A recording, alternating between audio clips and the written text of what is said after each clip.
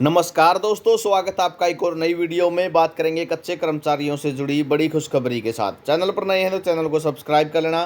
Telegram group, WhatsApp group से जुड़ सकते हो, लिंक डिस्क्रिप्शन में दिया हुआ है। तो हरियाणा में 2003 की रेगुलाइजेशन पॉलिसी के तहत रेगुलर होने से रह गए अस्थायी कर्मचारियों को हाई कोर्ट ने रेगुलर करने का फैसला सुना दिया। भाई बड़ा जो है मामला सामने आया है। याचिकाकर्ताओं का दावा उनसे जूनियर रेगुलर कर दिए थे, मगर सरकार ने याचिकाकर्ताओं को छोड़ दिया था। तो जो याचिकाकर्ता थे, 35 याचिकाएं लगी हुई थी, उनको छोड़ दिया था और जूनियर को पक्का कर दिया था। 2003 की पॉलिसी के तहत इनको पक्का किया जाएगा। हाई कोर्ट के फैसले में केस का यूं दिया गया हवाला। तो पूरा मामला क्या है, इसकी तरफ रुख करेंगे। चैनल पर नए हैं तो चैनल को सब्सक्राइब जरूर कर लेंगे, हर अपडेट आपको मिलती रहेगी। हाई कोर्ट के सिंगल बेंच, डबल बेंच और सुप्रीम कोर्ट ने भी याचिकाकर्ताओं की दलील स्वीकार कर ली थी।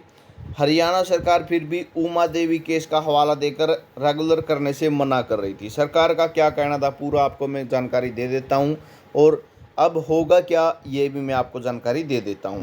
सरकार का कहना था कि जो कर्मचारी लगे हुए हैं, जो कच्चे कर्मचारी लगे हुए हैं और जो पक्का कराने की मांग कर रहे हैं, ये जो है अस्थायी पदों पर लगे हुए हैं, ऐसे हमारे पास पद सृजित नहीं हैं, तो इनको हम पक्का नहीं कर सकते हैं।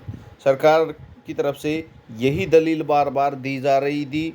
और जो ये तो हैं 2003 की पॉलिसी के तहत के कर्मचारी, जो 2014 पॉलिसी के तहत के कर्मचारी भी जो मांग कर रहे हैं, उनको भी यही जवाब दिया जाने लग रहा है कि हम 2014 वालों को पक्का नहीं कर सकते, इस पॉलिसी के तहत हम पक्का नहीं कर सकते।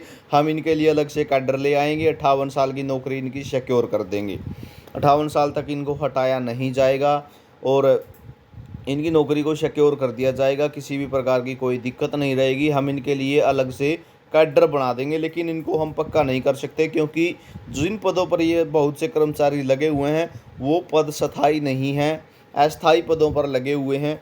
तो इस कारण से जो है नियमितीकरण पॉलिसी 2014 वाले का हवाला दिया जाने लग रहा है। 2003 वाली में यही हवाला दिया जाने लग रहा था इनको कि जिन पदों पर ये लगे हुए हैं वो पद स्थायी नहीं हैं।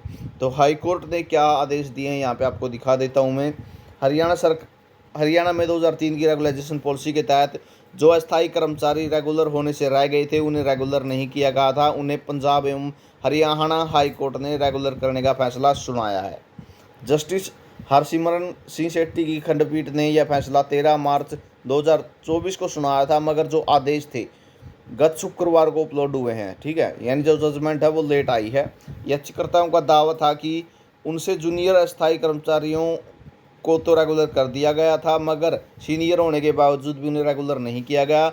जब वंचितों ने हाईकोर्ट में याचिका दायर की तो सिंगल बेंच ने याचिका स्वीकार कर ली थी और हरियाणा सरकार ने अपील दायर कर दी। डबल बेंच ने भी सिंगल बेंच के फैसले का बरकरार रखा, तो हरियाणा सरकार ने सुप्रीम कोर्ट में अपील दायर कर दी। सुप्रीम कोर्ट ने भी सिंगल बेंच के फैसले को बरकरार रखा। इसके बावजूद हरियाणा सरकार ने 2003 की पॉलिसी के तहत इन अस्थायी कर्मियों को रेगुलर नहीं किया। वे फिर हाई कोर्ट पहुंच गई। अब जस्टिस हरसिमरन सिंह शेट्टी की खंडपीठ ने वंचित रहे अस्थायी कर्मचारियों को 2003 की पॉलिसी के तहत रेगुलर करने का फैसला सुनाया है। देखो, सरकार पहले कर्मचारी हाई कोर्ट में गए, हाई कोर्ट से जो है फैसला मिला, उसके बाद डबल बेंच में भी चले गए, लेकिन उसके बाद सुप्रीम कोर्ट में भी चली गई सरकार, लेकिन कर्मचारी साथ साथ चलते गए और आखिर में उनकी जीत हुई। तो इस तरह से जो अस्थायी कर्मचारी 2003 की पॉलिसी के तहत रेगुलर करने का फैसला सुनाया गया है। और खंडपीठ ने कहा है कि इन कर्मचारियों को उस दिन से रेगुलर माना जाएगा जिस दिन से जूनियर को रेगुलर माना गया है, ठीक है। अगर वो 2004 में पक्के हुए हैं तो 2004 में ही से इनको पक्का माना जाएगा। उन्हें वेतनमान नोशनल मिलेगा, और मगर एरियर उस दिन से मिलेगा जिस दिन से उन्होंने याचिका दायर कर रखी है, ठीक है। उन्हें वेतनमान नोशनल मिलेगा, मगर एरियर उस दिन से मिलेगा जिस दिन से उन्होंने याचिका दायर कर रखी है। खंडपीठ ने यह भी आदेश दिया कि अगर कोई कर्मचारी रेगुलर होने के लिए योग्यता नहीं रखता है तो स्पीकिंग ऑर्डर लिखा जाएगा उसका। खंडपीठ ने आदेश दिया कि अगर कोई कर्मचारी इसी बीच रिटायरमेंट की उम्र पूरी कर चुका है तो उसे रेगुलर मानते हुए पेंशन लाभ और एरियर भी दिए जाएंगे। यह प्रक्रिया सर्टिफाइड कॉपी मिलने के 4 महीने के भीतर पूरी कर ली जाए। खंडपीठ के सामने याचिकाकर्ताओं के अधिवक्ताओं ने दलील दी कि याचिकाकर्ताओं ने 1996 से पहले नियुक्त हुए थे मगर उन्हें दावे अस्वीकार कर दिए थे, मगर इस शर्त को पहले हाईकोर्ट खारिज कर चुका है। इस पर खंडपीठ ने स्पष्ट किया कि 1996 से पहले नियुक्त कर्मचारी अगर रेगुलर होने का दावा करता है तो राज्य सरकार उस पर कोई विवाद नहीं करेगी। ठीक है, अगर 1996 से पहले कोई कर्मचारी लगा हुआ है और वो दावा करता है रेगुलर करवाने होने का, तो उस पर जो है किसी भी प्रकार का सरकार जो है वादा खिलाफी नहीं कर सकती। और 2003 की पॉलिसी क्या है, इसके बारे में भी बहुत जल्द मैं आपके साथ एक वीडियो शेयर करूंगा। वो पॉलिसी जो है क्या PDF अपने पास आ चुकी है, उस पॉलिसी की PDF के साथ आपके साथ जो है डाटा शेयर किया जाएगा। उस पॉलिसी में ये नियम भी है कि 3 साल वाले भी पक्के हो सकते हैं, क्योंकि उस पॉलिसी में स्पष्ट लिखा हुआ है, ये ग्रुप C में लगाओ चाहे ग्रुप D में लगाओ, 3 साल वालों को भी पक्का किया जा सकता है। तो जो 2003 की पॉलिसी है उसकी कंप्लीट जानकारी आपको मिल जाएगी, बहुत जल्द वो वीडियो अपलोड कर दी जाएगी। पॉलिसी में क्या कुछ है, क्या कुछ मैटर है और हरियाणा सरकार ने किस तरीके से विरोध किया था, यहाँ पे आप ये देख सकते हैं।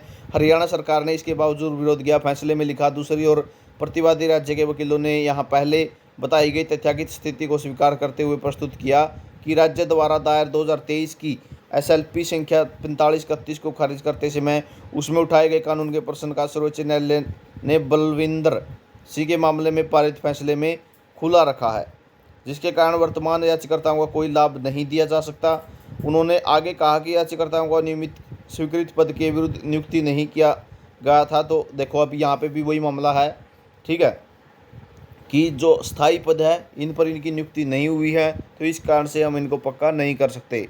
मगर जस्टिस हरसिमरत सिंह सेठी की खंडपीठ ने राज्य सरकार को इन दलीलों को अस्वीकार कर दिया और याचिकाकर्ताओं को 2003 की पॉलिसी के तहत रेगुलर करने का फैसला सुनाया।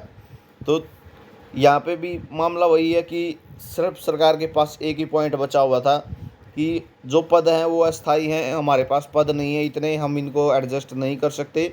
तो जो खंडपीठ बैठी थी उनका यही कहना था कि पदों को आप सृजित कर दो, नए पद बना दो, फाइनेंस डिपार्टमेंट से यानी वित्त विभाग से अपना अप्रूवल ले लो, लेकिन आपको इनको रेगुलर करना ही होगा।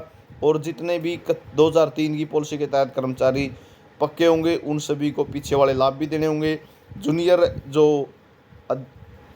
जो कर्मचारी थे उनको जब से पक्का किया गया है उनसे उसी टाइम से उनको भी पक्का माना जाएगा और सभी एरियर देने होंगे। अगर कोई रिटायरमेंट की उम्र पार कर चुका है तो उसको रिटायरमेंट करके पेंशन देनी होगी।